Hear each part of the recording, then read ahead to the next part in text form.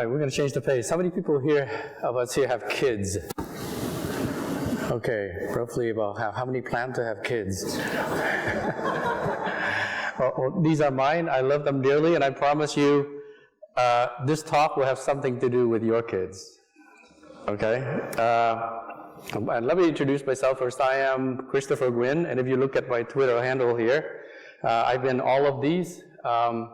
I've been a hacker since age 13, since coming to the US right at the beginning of the PC revolution at the end of the Vietnam War. My first computer was a TI-99-4A.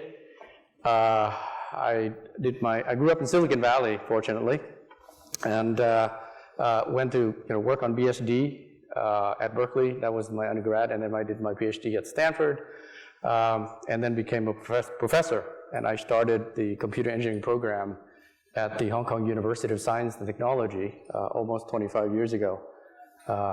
If anybody here used Gmail, Calendar, Docs, spreadsheets, Google Apps, yeah, so if you do, you've used a product that I worked on at Google. Today, I run a company called Arimo, and Arimo is a new name that we just took on. Some people here, how many people here know the name Adetao? Right, yeah, so nobody could pronounce Adetao, so we decided to change to, Arimo. Yeah, I just spoke to one of the speakers. He said, yeah, I know you, you're from Adetao. So that's why we changed. So we are backed by Andreessen Horowitz and Lightspeed and Bloomberg Beta, which is our New York City connection, and also the introduction to Matt here. So we are what I tell the team on an intelligence augmentation journey. And right today, we are at the very beginning of that journey. We call that self-service predictive analytics. I'll show you what I mean by that later. But what really gets me out of bed every day, certainly that, and where we're going in terms of pervasive data science and ultimately human-machine augmentation, all of which is about intelligence augmentation. And this is the kind of thing that we do. We make it super easy for a business user and a data scientist to collaborate. And when I say collaboration, I don't mean just, certainly having the same workspace, but how does a data scientist leverage him or herself and build a model once and operationalize it for 1,000 business users to use? So that's the kind of thing that can get done. Let me switch to, this is always dangerous, a live demo.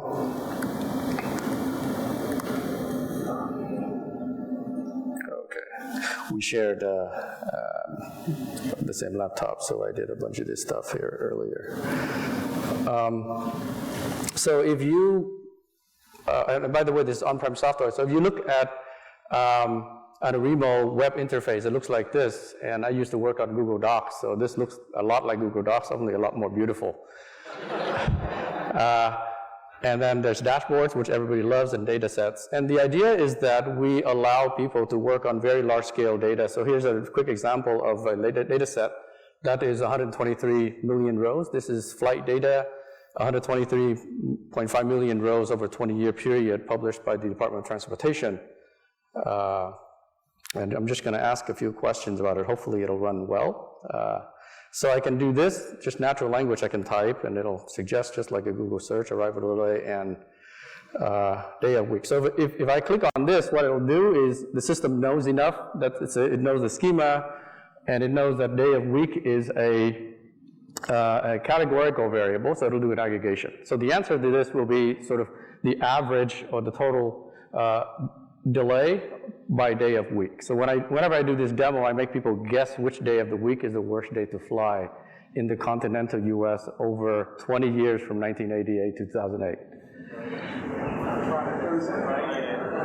Okay. So I hear a lot of Thursdays and Fridays. So how many people think it's Thursday? Okay, so maybe half, 5% of the audience. How many people think it's Friday? All right, let's see if the wisdom of the crowd works. Okay, when I click on this, of course, it also allows me to dimensionalize it into, airport and other things, but I'm just going to click on this. Please work. Oh, yes, it does. So that just happened in real time, right? I did not pre-aggregate this, and this is, we use Spark for in-memory processing. But the idea is that we've made it so simple to use that I, as a business user, I have not done any, any kind of SQL. The cool thing is the next, actually let me do this. Let me filter it so you can see I can do that. We're going to do it by origin of flight. Give me a weird airport. LGA is weird? Okay. Okay, I haven't done this yet. Let's see. So if I do that, so first of all, the people that said Friday was correct, right? Oh, whoa, the LGA is weird. So Saturday you have negative delay. Okay. Wow. Okay. Well. Okay. I get it's possible. So again, I did not type in any SQL, and the cool thing is I'm going to do forecast arrival delay in the next 30 days.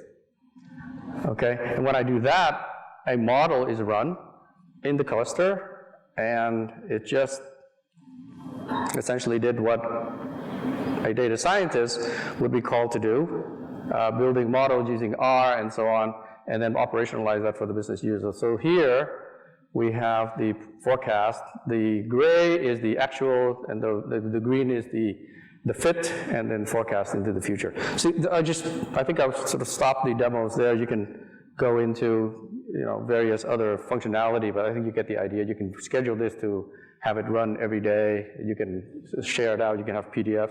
But the idea you can see here is, actually, I'll just do one more thing, because I was told some of the audience members are actually geeks.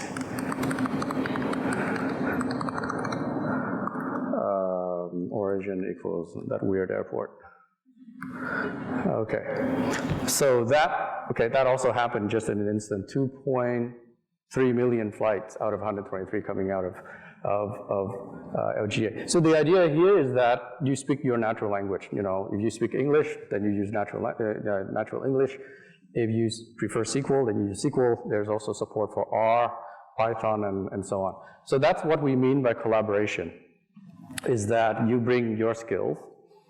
And what I learned from Google Apps, particularly spreadsheets, is that when you bring people with different skills and different perspectives into the same workspace, whether synchronous or asynchronous, you get decision making far more effective than if you just have one type of people working in one silo. And that's really the state of a lot of the tools today. Right? You have BI tools that are exclusively for business users, and you've got R, Python, SAS, and so on that are exclusively for advanced analysts, and we want to break those barriers. So with that, so you have a pretty good idea what we do. The question is, how do we do it? So it turns out we are very, very advanced geeks. So when my team handles this, planning for this talk, and I asked them, what do I talk about? Wow, I'm really running out of time. And they say, well, deep learning and AI. And I said, which? Deep learning or AI? And then they said, well, what about the audience? Well, the audience is very strongly technical, but they're also very sophisticated business users. So I said, what do I do? So I'm going to talk about both. Okay, and I'm going to fly through this very fast because I've consumed a lot of time. So you get the benefit of, sort of seeing how we've built deep learning at Arimo for our customers. And I'm going to go through. Let me go back here. If I move too fast through here, just Google Spark Deep Learning Reference Architecture. I sit on the Spark Technology Council Advisory Board, and we have published this into that GitHub directory. And so the idea I want to communicate here, if you look at deep learning, it has a lot of very powerful use cases, IoT, customer segmentation, fraud detection, and it can solve some of these problems in new and unique ways and powerful ways that our previous algorithms could not. And one of the decisions you have to make when you do this is that, what platform do you use? Is it GPU supercomputer or distributed processing? And the right answer to every question is, it depends, right? And so it depends because it's not just the fastest configuration that you want. Some of our customers already have a Spark production cluster, so to them, they just want deep learning as an additional workload. So for them, it makes a lot of sense just to do pure Spark deep learning, right? It doesn't make sense for them to build a whole bunch of NVIDIA boxes. People who want pure compute speed and very fast training and can afford to do that, so they would build the third case, a TensorFlow supercomputer. I think I'm going to, because of in the interest of time, and I do want to get to the AI part, I want to share with you how you look at distributing deep learning. How many people here are familiar with gradient descent? Right. It's an optimization technique. It turns out most machine learning comes down to some kind of optimization technique like gradient descent. And when you distribute deep learning, it's no different. You've got a whole bunch, you've got a brain, you've got a deep network, it has a bunch of parameters. It starts out being, let's call it random, and then you feed it some training data, and that will then, you then predict something, and then you look at that prediction and say, no, that's wrong, and then the error gets propagated back, and you essentially propagate the gradients to change the parameters again. So there's always going to be two steps. If you remember nothing else about that, there's going to be step one, you will compute the gradients, and then step two, you will apply those gradients to your existing parameters. That's the descent step. And that gets repeated, millions of times, tens of thousands of times. And when you distribute it, you have a choice of who does what, right? Who does the computing of the gradients and who does the computation of the descent. And then also, in the vertical direction, do you do data parallel? That is, do you split the data into multiple shards and then have one node handle one patch of the data? Or do you also split the model? Because in deep learning, the model can be very large. It doesn't fit in one machine. So this is a generalized architecture, and you can mix and match a number of these. So these are the four architectural options that we have built. One is Spark only. The other is Alluxio storage. That is, we use Alluxio or Tachyon as the parameter server, the server of the model. The third one is essentially the HTTP model of parameter server. And the final one is we actually have on the parameter server, we'll also compute the gradients. It will also update the model. So it turns out the fourth one is the most efficient one because it doesn't have to communicate the model back and forth anymore. Okay? So with that, I'm going to show you some quick results from that. And what do we learn? One of the things we learned is that fourth configuration gives you the best speed up, okay, as expected, because it minimizes the communication, the model going back and forth between the gradient computer and the model update. We also compare GPU versus CPU, and the main thing you look at here is that GPU speeds up by a factor of 8 or 10 when you have a single machine configuration. But it turns out when you distribute GPU, that gain decreases, the green versus the yellow. And the reason for that is that even though the computation speeds up very much, you still have to communicate models around. So the one thing that you remember is that, and chart after chart, you will see that there is a communication bottleneck as you have to ship the model back and forth, right?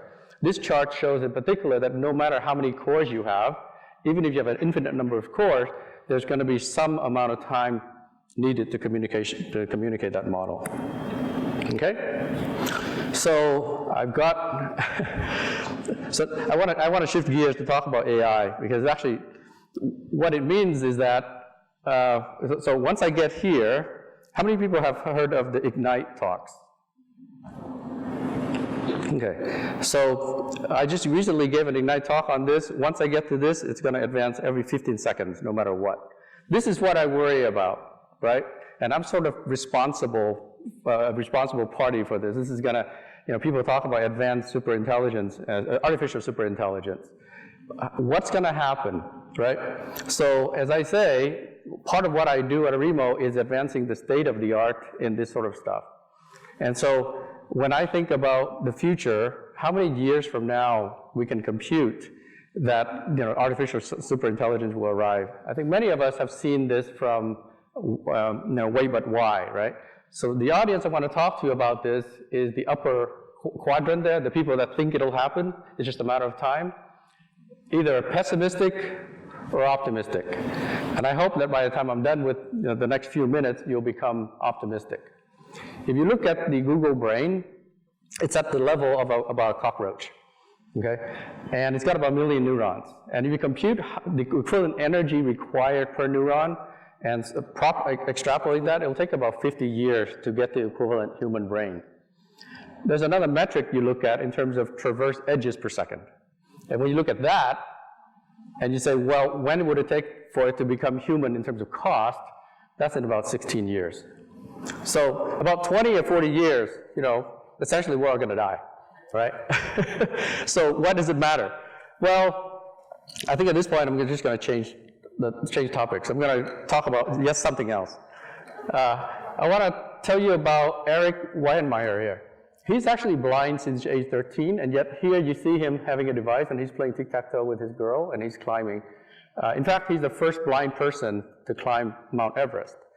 And he does that with this device that translates video signals into electrical signals that he can feel on his tongue, right? And after 6 or 8 weeks of training, blind people can learn to quote-unquote see through their tongue because the brain learns to detect those signals. Here's another example of a rat with a damaged hippocampus, which is the region responsible for memory. And with a chip connecting that, actually restoring and even enhancing the memory, they can turn it off. You turn it off, the rat forgets. Here's an example of distributed processing. Rats and monkeys, any single one cannot see all the information needed, but when they combine them, then they can process information better than any single being. So my idea is, what if we could augment ourselves with this AI stuff we're building? That's probably the way out. That's probably the way we get away with this. And if you think about it, it may look scary, but how is that different from my putting on a pair of glasses? And I take it off, you know, I've unaugmented myself, I put them on, I'm a little more capable. You know, we have prosthetics for people who can actually run. So we are the ASI. Or we could be, right? So if we implement this and we implement brain-machine interfaces, within the next 50 years, we can become that hyper-evolved being, right? If you think about human evolution, for millions of years, it's always about increasing intelligence. So there's an opportunity here for us to essentially use the machines that we build to become hyper-intelligent. So this is my call to action. Let's do this, right? We need advances in hardware, in wetware, in software, right? Neuroscience combined with computer science. And we need to move from a von Neumann model to a neuromorphic computing paradigm. So I see at the fork of a road to the left, we basically die as a human race. If we take the right course, it does challenge what we think of to be human, but we'll survive. Because I want my children and your children and their children to continue to inherit the earth. Thank you.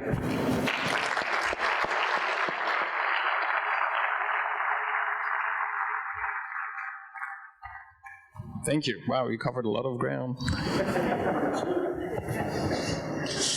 So just one question from me, and then I'll open up to people. So, you know, the question of sort of deep learning and machine learning in the enterprise is always interesting because there's an aspect of what the technology can do, and then whether people are able to do anything with it. So if you think of the arbitrage between technology and I guess almost a social engineering that's required for people to ask the right questions that machine learning and deep learning can solve in the enterprise, what's your take on this? When you go and sell to a company, do you feel that people know how to harness the power of what you're offering?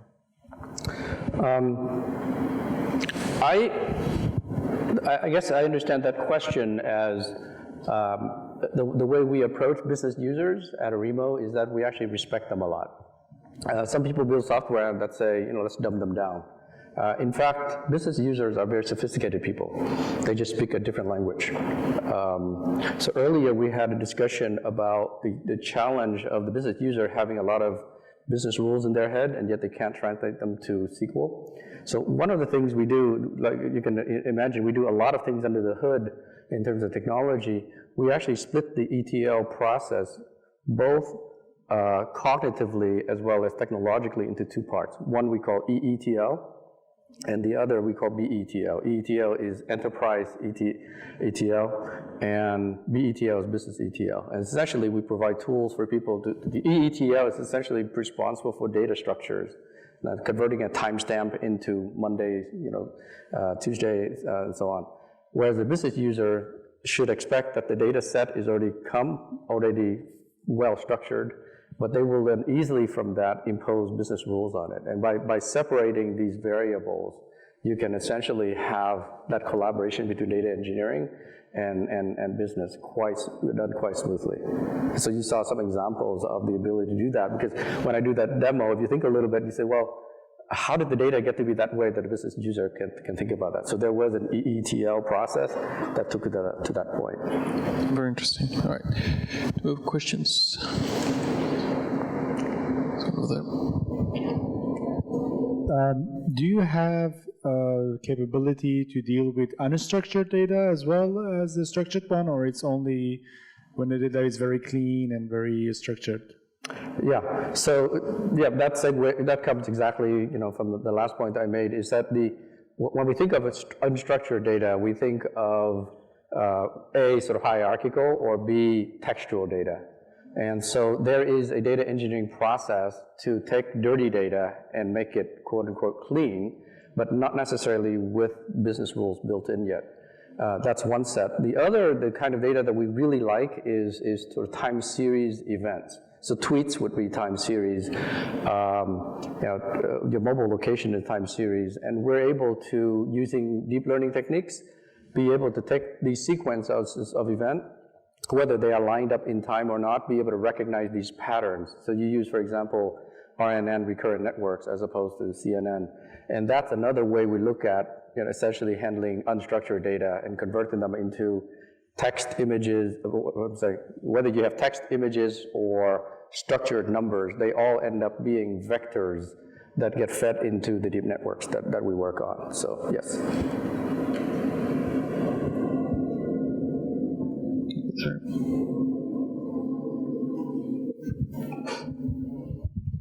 Hi, I understand how you associate brain and data, but how do you associate brain and emotion? I didn't get the verb. How do you, brain and emotion? Associate. Okay. Let me plug my own blog. If you Google for algorithms of the mind, it's an article that I wrote.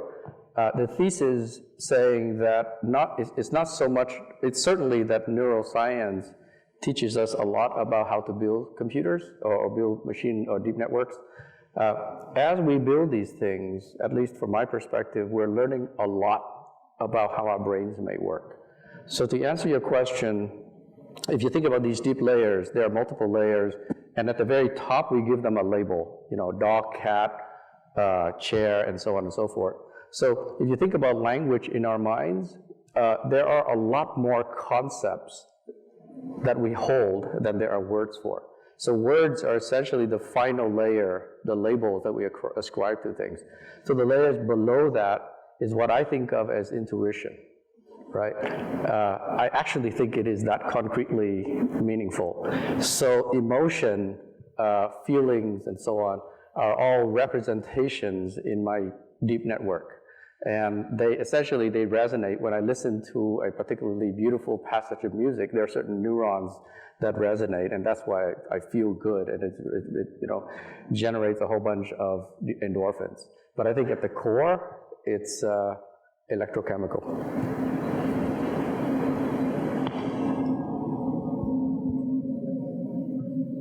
Great. Perhaps one last question from me, and something fairly different. If you were not doing this, what other sort of AI tech company would you be doing? I guess, in other words, who do you think is doing super interesting work in AI these days? What startups, whether they're friends of yours or people that you respect? I'm just curious. Oh, okay. Well, those are two vastly different questions. I love doing this, so I can't imagine doing anything else. Arimo will outlast my lifetime. I built 2 companies before, and I sold them successfully. That's not my game anymore. In terms of interesting companies, I can name many in terms of technology and visions and so on. I will say, though, I think in terms of looking at it from an investment perspective, right? Every cycle, even though you know there's gold, it's really big at the end, right? There's always going to be $1 billion lost before you get past that. And I think today we're still at that stage, right? I think the great companies of leveraging AIs and so on have not been born yet. And so our strategy at Arimo is not to go and create the new AI today. It is to quickly apply, right? We know the state of the art in LSTMs and so on, and then find business problems and apply them. So we can do fraud detection quite amazingly well. I didn't show some of the examples around how we do visualization, visualization, and then the fraudulent cluster just light up by themselves and so on. And I think that's where the sort of some of the better companies are applying these techniques. But I think in terms of fundamentally, this next wave of AI, these companies have not been created yet. And that's strong AI companies or vertical AI companies or all AI companies? Well, first I have moved past the labels of strong AI versus weak AI. I think that was a controversy of as recently as, say, 2-3 years ago. Today, it is already permeated the consciousness, so people just think of AI in general, and sort of it's more of an inexorable increase in abilities and so on, right? So, for example, you already see self-driving car is already a fact. But I think in terms of companies that sort of are born to do AI, and do just that and create the next big thing. It's always something that, but you and I sit here cannot tell what it is yet. And I think that generation has yet to come, maybe within the next 5 to 10 years. That's great. On that note, thank you so much. Appreciate it. Thank you.